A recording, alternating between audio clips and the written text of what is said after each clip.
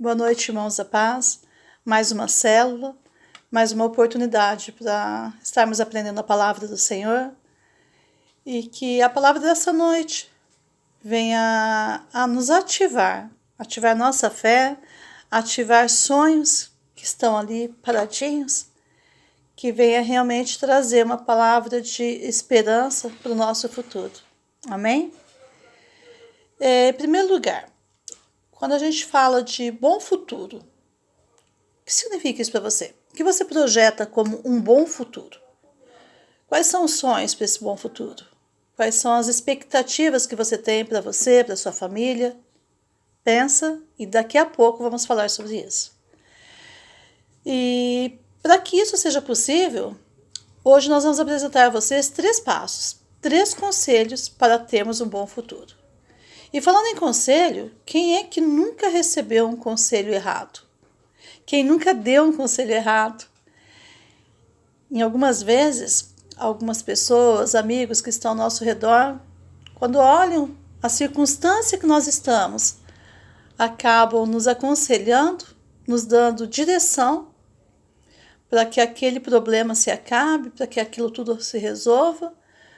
E muitas vezes a gente esquece de consultar o Senhor para saber se realmente é para a gente fazer aquilo. Às vezes nós ouvimos aquilo que o amigo está falando, às vezes ouvimos aquilo que alguém traz para a gente. Olha, o Senhor falou para você isso. Mas a gente esquece de consultar o principal nessa história, que é o nosso Pai, para a gente confirmar se realmente é essa a direção que Ele nos deu.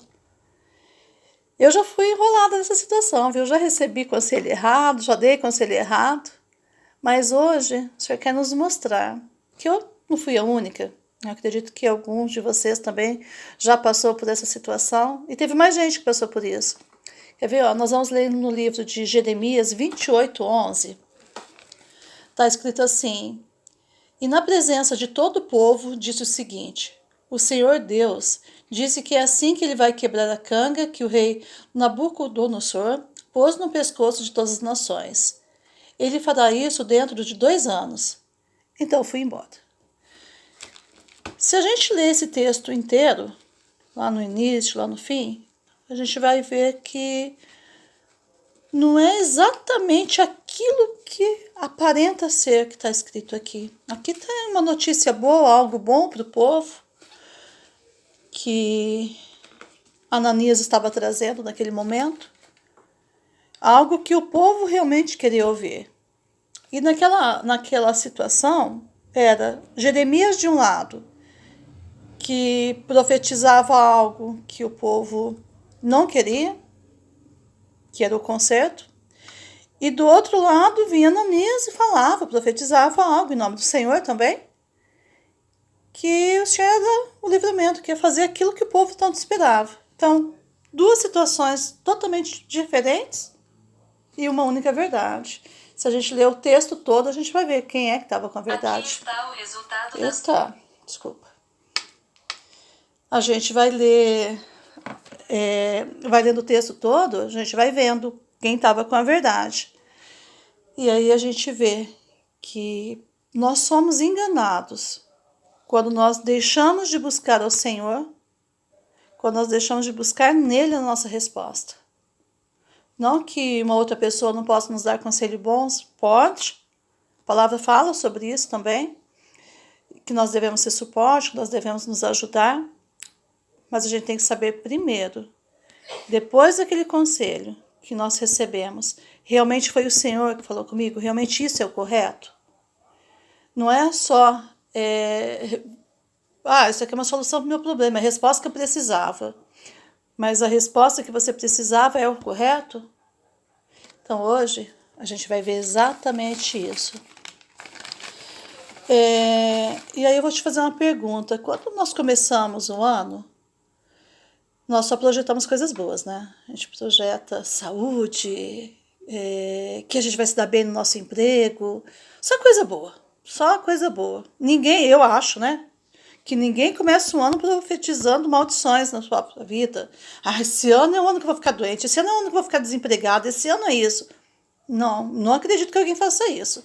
A gente começa o ano somente falando das coisas boas que nós queremos. Mas a pergunta que o Senhor trouxe ao meu coração é: você já começou um ano olhando para trás, falando assim, Senhor, olha, vou dar um exemplo desse ano de 2020. Comecei lá 2020 falando assim, olha, Senhor, 2019 já acabou, eu fiz isso de errado. E eu quero um conserto com o Senhor. Esse ano de 2020, eu quero começar ele de uma forma diferente. Eu quero começar esse ano mais dependente do Senhor. Eu quero começar esse ano com uma intimidade maior com o Senhor. A gente começa o ano entregando realmente ao Pai a nossa vida, entregando nossos anseios, os nossos projetos para Ele. Essa é outra pergunta. E se você ainda não fez isso, se você não entregou ao Senhor, esse ano de 2020, tem uma boa notícia, ainda dá tempo. É isso que o Senhor trouxe no meu coração. Ainda há tempo. Dá tempo para aqueles que o buscam. Em nome de Jesus. E para a gente ter esse bom futuro, é necessário primeiro a gente preparar a terra. Semear boas sementes. Não deixar o inimigo roubar essas sementes da gente.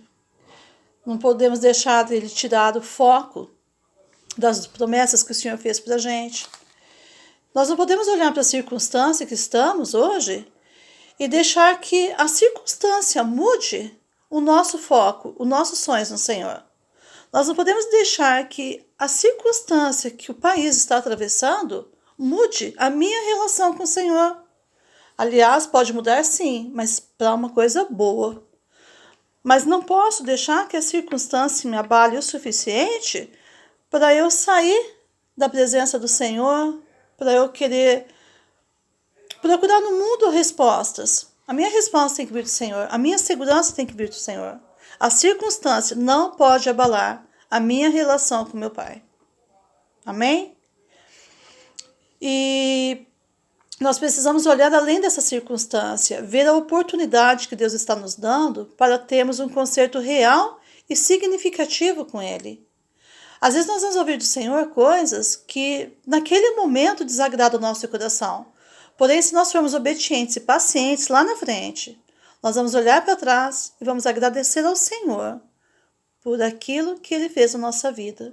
Por aquilo que nós olhamos no tempo e falamos assim, poxa, Senhor, mas isso daí não queria fazer. Isso, não queria mudar.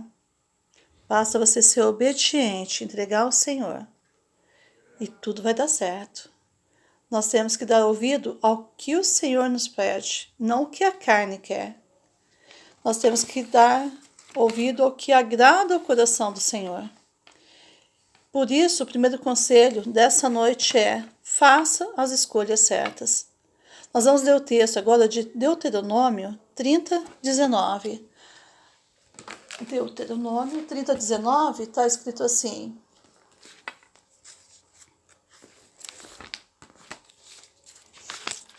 neste dia, chamo o céu e a terra como testemunhas contra vocês. Eu lhes dou a oportunidade de escolher entre a vida e a morte, entre a bênção e a maldição. Escolham a vida, para que você e os seus descendentes vivam muitos anos. Amém? O Senhor nos dá a oportunidade de escolher o que é certo, de escolher a vida. Ele nos dá o poder da decisão. Não é Ele que decide por nós. Somos nós que decidimos por nós mesmos.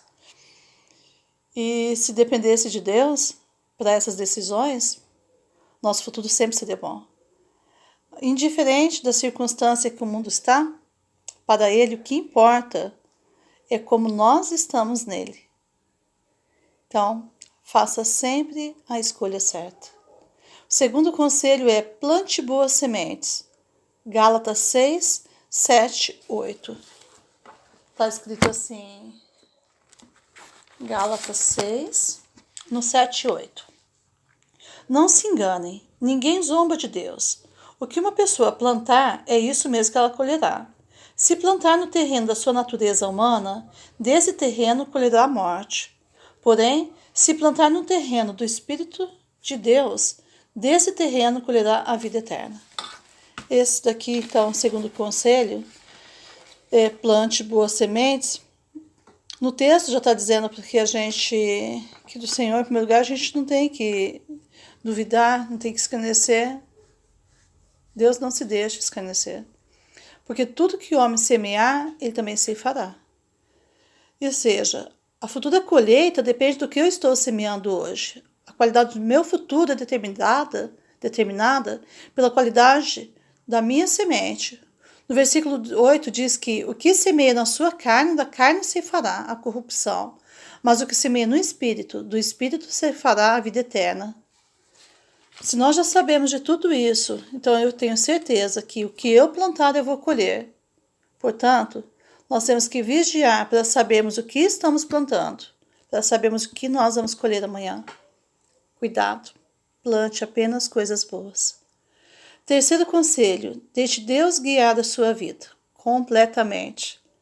Salmos 37:5 está escrito assim: coloque a sua vida nas mãos do Senhor, confie nele e ele o ajudará. Nós devemos entregar nossa vida por inteiro ao Senhor e não parcial. Não apenas algumas áreas, falar, Senhor, olha, isso o Senhor pode mexer, isso aqui não. Apenas as áreas que nós sentimos confiança. Né? Existe coisa que eu falo assim, isso aí eu consigo entregar para o Senhor. Existe outra coisa que Senhor, isso aí eu não consigo, isso daí tem que ser comigo mesmo. O Senhor não está pedindo para a gente parte, o Senhor está pedindo tudo. O Senhor está pedindo para que nós confiemos nele o suficiente para entregarmos de fato a nossa vida a ele, para que ele nos direcione, para que ele nos ajude. Confie nele e ele o ajudará. É confiança. É algo que realmente nós precisamos entender e querer viver. Saber como tudo isso saber como que a gente pode fazer tudo isso, basta a gente começar a prestar atenção no que a palavra nos fala. Basta a gente começar a ver o que o Senhor está nos direcionando, aquilo que o Senhor está trazendo para as nossas vidas em cada dia. E aí a gente vai entender como que nós devemos entregar nossa vida a Ele. A palavra de Deus nos dá uma direção certa para tomarmos as decisões corretas. Temos não só um bom futuro, mas também um bom presente. E lá em Provérbios 3, nós vamos poder ver tudo isso. No Provérbios 3, que daqui a pouquinho a gente vai falar sobre ele, no grupo, nós vamos ver que somos chamados de filhos por um Pai amoroso, que quer nos ajudar para termos uma vida longa e de sucesso. Então, meus irmãos, para que nós tenhamos um futuro bom, depende daquilo que eu estou fazendo hoje, depende daquilo que eu estou ouvindo, depende daquilo que eu estou entregando ao Senhor, depende daquilo que eu estou plantando, depende do que eu estou fazendo hoje. E a partir do momento que eu tomar as decisões corretas no meu presente, a gente pode ter certeza que nós vamos colher coisas boas. Agora, se lá atrás eu plantei algo que não foi bom, a gente sabe que tudo nessa vida tem consequência. Mas nós sabemos também sobre o perdão do nosso Pai. Às vezes a gente fala muito sobre futuro, mas e o tempo que a gente viveu na ignorância? E o tempo que nós erramos? E esse tempo? Aquelas coisas que nós plantamos. Então, se lá atrás você plantou algo que hoje você está colhendo frutos amargos, se arrependa. Busca um conserto com o Senhor, que ainda há tempo. Busca no Senhor uma direção, entregue para Ele a sua vida. Se você que está ouvindo e você ainda não entende esse amor, que você ainda não conseguiu entregar a sua vida ao Senhor por inteira, hoje é a sua oportunidade. Existe um futuro bom, sim. E aquilo que nós mais ansiamos é a vida eterna. A gente sabe que aqui no mundo tem dor, tem sofrimento, tem tristeza, tem muita coisa. Mas nós não podemos viver esperando apenas esse tempo. Nós temos que sonhar, que projetar também aquilo que nós vamos viver no Senhor. Nós temos que começar a plantar em espírito aquilo que nós queremos também. E o primeiro passo para isso é entregar nossa vida ao Senhor, a buscar direção nele, buscar conselhos nele. E a partir do momento que nós fizermos isso, tudo nos vai bem. Nos arrependermos dos maus costumes, daquilo que fizemos de errado, começar a fazer a coisa certa, e aí ali na frente, coisas boas irão acontecer. Mas para isso, depende de hoje, do que você está fazendo, do que você está plantando.